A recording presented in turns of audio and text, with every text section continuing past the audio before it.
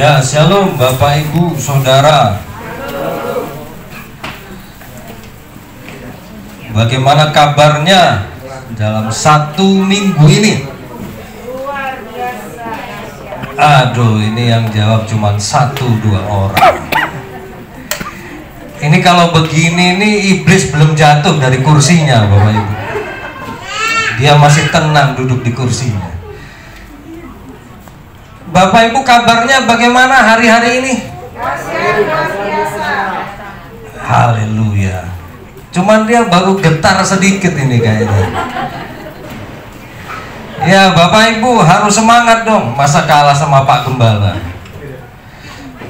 Saya itu begini, Bapak Ibu, ini sedikit sharing aja ya. Iya, nama saya Yohanes Prima. Ya, saya ini dari Ciledug. Ya, GBI Rock Ciledug. Sebenarnya masih perintisan sih, ya. Dan saya di GBI Rock ini masih apa ya, belum lama. Ya, belum lama. Saya ini sebenarnya pengajar jalan-jalan. Pengajar jalan-jalan itu apa, Pak? Pengajar jalan-jalan itu ngajar Alkitab kemana-mana. Ya, tadinya tuh saya begitu. Jadi pelayanan saya ini sebenarnya sebelum di GBI Rock itu Hikmat Ministry. Saya ngajar Alkitab ya ke berbagai daerah, kota ya. Nah, ini saya mau kesaksian itu tentang ada satu peristiwa dalam pelayanan saya itu, ada satu mujizat terjadi. Dan ini mujizat keuangan. Kira-kira Bapak Ibu siap untuk dengar apa yang kesaksian yang akan saya sampaikan? Siap. Betul ya? Oke. Bapak Ibu tahu kan itu mujizat 5 roti 2 ikan? Tahu ya? Itu 5 roti 2 ikan, mujizatnya bisa ngasih makan berapa orang? 5.000 pas atau 5.000 lebih? 5.000 lebih ya. Jadi cuma 5 roti 2 ikan. Bapak Ibu bayangkan, itu 5 roti dan 2 ikan berlipat kali ganda. Ada yang pernah bayangin itu caranya bagaimana? Ada nggak pernah bayangin? Jadi Tuhan Yesus pegang roti lalu dibagi-bagi, dipecah-pecahin sama dia. Dan waktu dipecah-pecahin itu potongannya entah gimana nggak habis-habis, Bapak Ibu. Nah, itu para murid di depan mata mereka ngelihat itu roti dipotong nggak habis-habis. Betul ya? Ikan juga begitu. 1 ekor ikan dipotong sama Tuhan Yesus nggak habis-habis. Bayangkan Bapak Ibu, itu sampai berkeranjang-keranjang, bisa ngasih makan 5.000 orang lebih. Nah, pertanyaan saya sekarang, Bapak Ibu percaya nggak bahwa itu kisah nyata? Ya? Yang benar? Oh, kok saya nangkep wajahnya kayaknya gimana gitu ya? Kayaknya nggak semua yakin deh. Benar nggak, percaya nggak itu bahwa itu kisah nyata? Coba yang percaya itu kisah nyata siapa? Coba angkat tangannya.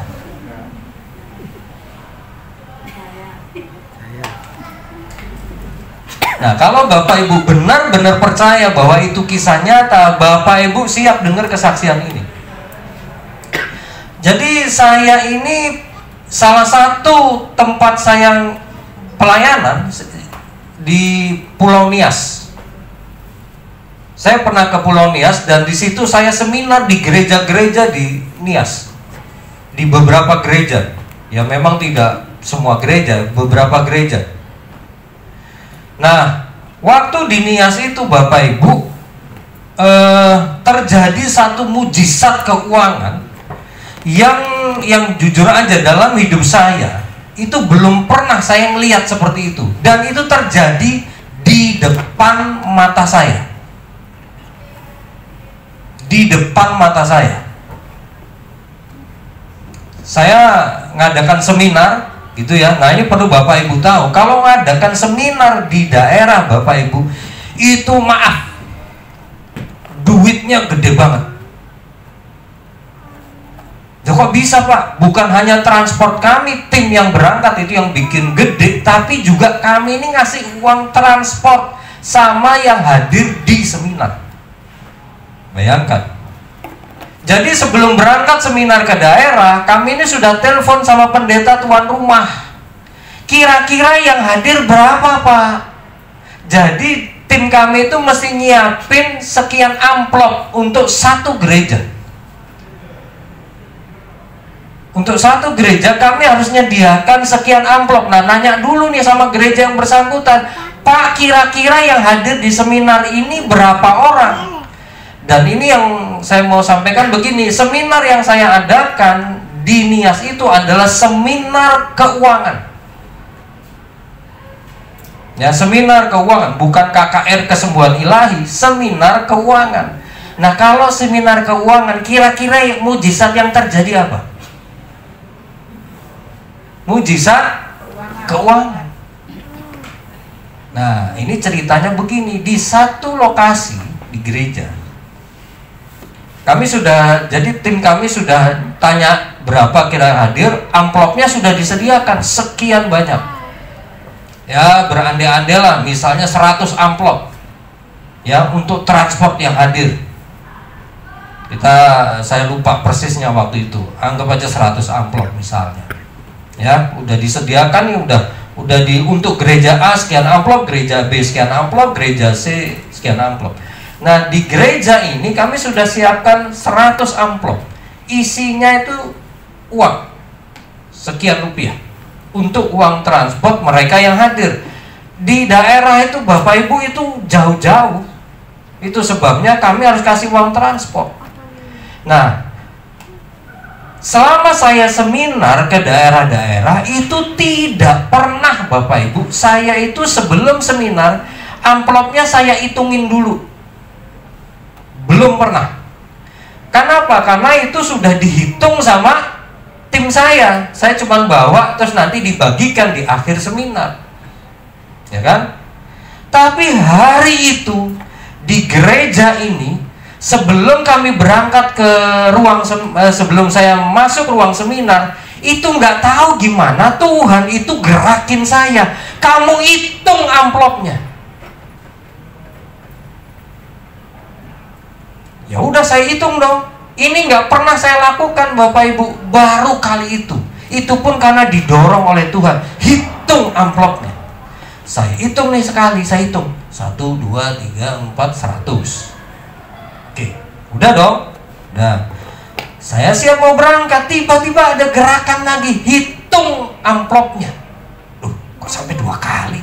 Ya udah, saya ikutin aja, saya hitung lagi. Jumlahnya masih sama, 100 amplop.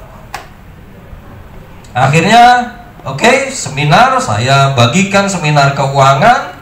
Dan memang itu ruangan gereja-gereja yang kali itu saya datang memang banyak yang hadir Bapak Ibu, itu ruangan penuh. Dan saya itu mikir itu sambil seminar tuh mikir, ini kayaknya nih amplopnya kurang. Wah, amplopnya kurang ini.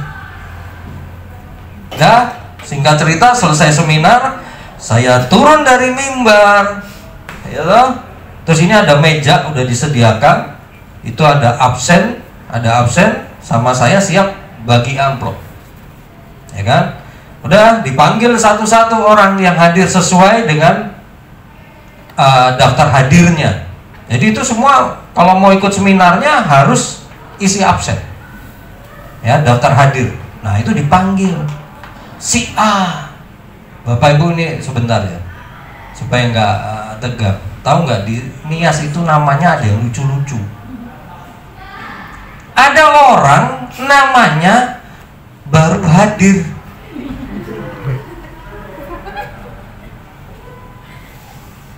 Bener, Pak. Namanya siapa, Pak? Kan mesti ngisi waktu baru masuk dia ke ruangan seminar belum mulai kan absen. Namanya siapa, Pak? Tolong tulis. Saya baru hadir. Iya, saya tahu Pak, Bapak baru hadir. Namanya siapa? Baru hadir. Jadi sempat ada keributan sedikit Baru hadir. Iya, saya tahu Pak, nama Bapak siapa. Baru hadir. Loh, ada orang namanya sendok garpu. Loh, betul itu namanya sendok garpu. Nah, itu terjadi di sana. Ya udah kan, saya bagi nama, dipanggil dong sesuai absen. Si A sendok garpu, itu dipanggil kan satu-satu kan. Nah, orang yang maju ke depan dikasih amplop. Begitu seterusnya, datang kasih amplop, datang. Nah, saya itu bagi amplop itu sambil deg-degan Bapak Ibu. Ini cukup nggak? Kayaknya nggak cukup ini. Setiap kali nama dipanggil saya deg-degan, kayaknya nggak cukup nih duit. Nggak cukup nih amplop, ini nggak cukup nih, terus begitu. Karena saya lihat ini kayaknya lebih banyak dari amplop yang disediakan. Nah, yang jadi masalah, ini pendeta tuan rumah di sebelah saya, dia yang manggil berdasarkan daftar hadir. Ada yang nggak ada, ada yang nggak tahu kemana, mungkin lagi keluar kan. Namanya dipanggil nggak maju.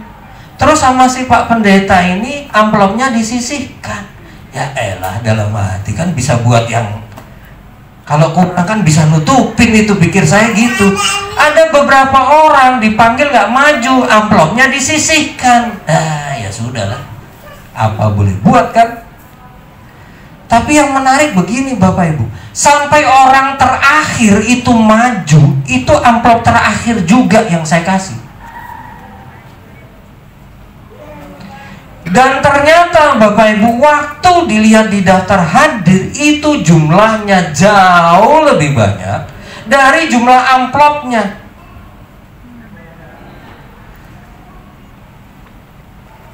Dipanggil saya deg-degan, ini kayaknya nggak cukup ini. Dan itu yang deg-degan bukan saya aja, tapi hamba-hamba Tuhan yang nganterin saya dari gereja ke gereja. Mereka juga ngelihat horor juga. Saya sempat lihat tuh ada satu pendeta yang nemenin saya ini, dia tuh sampai lihat ke belakang begini. Waduh. Dia juga sadar ini amplop nggak cukup. Nah, Bapak Ibu tahu nggak? Waktu sudah selesai seminar, saya cek lagi daftar. Ternyata Bapak Ibu itu amplop berlipat ganda. Amplopnya itu jumlahnya sudah lebih dari 100 kalau dihitung nih. Saya baru ngeh itu waktu itu. Pantesan Tuhan itu kok dorong saya ngitung jumlah amplop sampai 2 kali. Tahu nggak Bapak Ibu, itu amplop berlipat kali ganda di depan mata saya.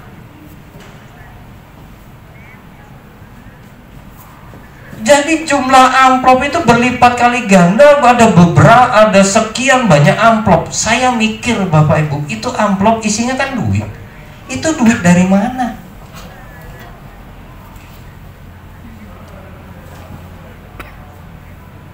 Sampai sekarang saya nggak ngerti itu bagaimana.